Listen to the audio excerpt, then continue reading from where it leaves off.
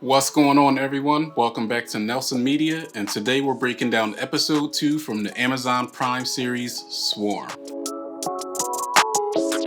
What's up, everyone? Today we're breaking down the series Swarm episode by episode and discussing the different mental health concerns that I see, and we're going to see if we can diagnose what's going on with the main character. So I want you to follow along with me and to tell me the different symptoms that you're seeing along the way to help develop your counseling senses. So last episode, we saw the traumatic events that happened in Dre's life with her sister leaving her, with her suicide, with Dre getting kicked out of a funeral, preventing her from really grieving over her sister. Based on these events, I was concerned that Dre was developing PTSD and prolonged grief disorder. So today we're digging into episode 2 to see if we can find any more symptoms to either confirm or deny our preliminary diagnosis. So episode 2 opens up at a strip club. And we find that Dre has started working as an exotic dancer, but she's not very good at it. Not that I would know anything about that. Dre is performing a routine to a Naja song, and she notices a guy there, and she starts performing for him. And she asks him about a friend that usually comes in with him, but then she ends up getting frustrated because he's not able to answer her, he doesn't know where the guy is, and she ends up walking off on him. But not before digging into his food. And we talked about this in a previous episode about Dre's use of snacking to cope with different emotions he experiences. So back in the stripper's lair, Dre gets confronted about how bad she is and her choice of music to perform to.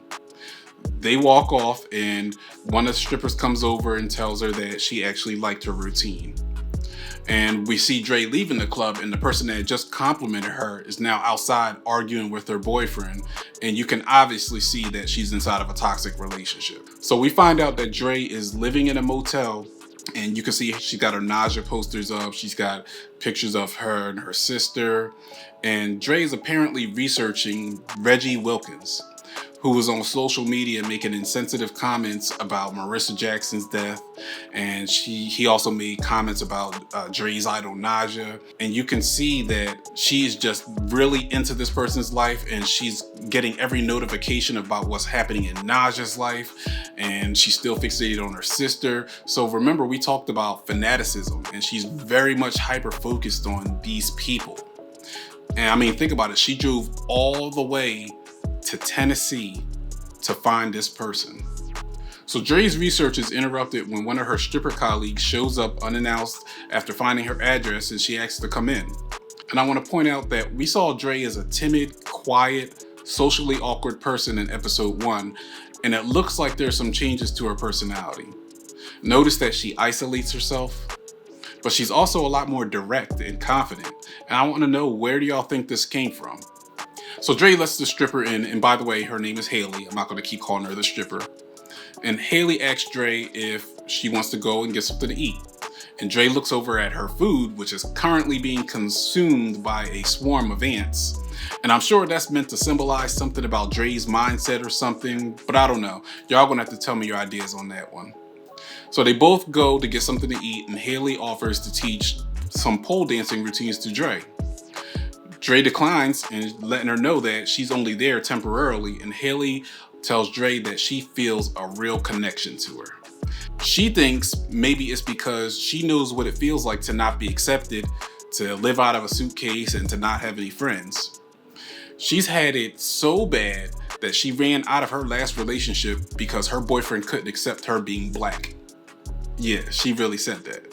During the conversation, of course, Dre compares someone to Naja, and Haley points out that Dre is a killer bee, meaning part of Naja's fanatic group. So Haley's phone goes off, and she lets Dre know that she's got to go because she's got to pick up some food for her toxic boyfriend. And they pull up to Haley's house. Dre goes in, uses the bathroom, and then leaves after, of course, the two start fighting because it is a toxic relationship. Next, we see Dre in the car learning to do her makeup from a recording of Marissa. And it seems like Dre believes Marissa is still with her in real life. In her mind, it might really be Marissa teaching her. So Dre arrives back home to find that Haley is already in her motel, which is a real boundary problem, and we can see some of the negative traits from Haley that wouldn't work in any kind of a relationship. Haley wants to stay with Dre after letting her know that she packed up her stuff and stole her boyfriend's car. And it's clear that her boyfriend had been abusing her because you can see marks around her neck indicating that he had probably choked her. So Dre lets her stay. As the night goes on, it looks like Dre has insomnia. She's up late looking at various discussion posts on nausea when suddenly she gets irritated and leaves the motel. She actually goes to Haley's ex-boyfriend's house and kills him. There's no real reason given that explains it, so I don't know what to take from that because it seemed like a very impulsive, spur of the moment type of thing. Tell me what you think about that though. As Dre is burying the guy, Haley actually catches her in the act, and surprisingly, she's happy and helps Dre bury him while talking about what the two of them now were going to start doing next. Then, of course, Dre kills Haley and then does what she does immediately after, killing somebody or doing something that is emotional for her. She snacks. And I don't think any of these actions so far necessarily have anything to do with PTSD or grief, although those things are still on the table. These are just seem to be very random actions, and it's hard to piece it together as of now. Now, the next scene is crazy. Dre all of a sudden becomes the queen of strippers. She has her hair done up, her moves are a lot tighter, and she actually has a fan base. And it's interesting because Dre kills the best stripper in Haley and then becomes the best stripper herself. And this earns the respect of her current stripper colleagues, and they invite her to a private party as a driver so she can make a little bit of extra money. She accepts it and drives over, and as they're driving, one of the girls asks the group what they think of men. Carmen. Men. Good, trash, what? And this was Dre's answers. Well, I think that sex and the whole masculine form is a waste. There are plenty of ways to derive pleasure, and we should be exploring that more. A woman needs no one. So nausea is such a big influence on her that she even gets sexual pleasure from the thought of her. And we see elements of that in the last episode. She follows it up with a little head move and a noise like Beyonce makes, and it makes me think about Beyonce's alter ego, the Sasha Fierce thing. And so are we seeing Dre with some alter egos? Maybe some dissociative identity disorder, maybe? We gotta take a look into that now. So they get to the private party, and I'm not gonna cover what went on there. I'm sure you can imagine. I will note that Dre did not participate in any of the festivities. She stayed in her room snacking until a random guy came in and paid Dre $1,000 so that he can entertain himself while looking at her. So as the ladies were driving home, they caught a flat tire.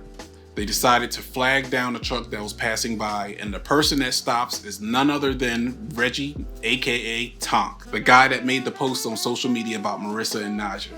Reggie tows their car back to his house, and while everyone's talking, Dre asks Reggie a question. She asks, Who's your favorite artist? Dre uses this opportunity to confront Reggie about his social media comments about Naja and creates this awkward moment for the group. Reggie kind of plays it off, and he goes and he walks outside to walk on the car, but Dre shows up outside and asks Reggie if he knows Marissa Jackson. Now Reggie didn't remember the name, so Dre couldn't fully confront him about it, so he goes back into the house. And as the girls are getting ready to leave, Dre goes back into the house and prepares to attack Reggie. And you can see she's thinking that he's inside the shower, so she's kind of setting a trap for him. So Reggie ends up walking in on her, and she ends up attacking him, but he overpowers her. And as he's choking the life out of her, the girls come in and save her and kill Reggie. Dre runs out and she drives off, with leaving the girls behind with a dead body. The episode ends with Dre sending a message to herself as Marissa saying that they're just getting started with all this.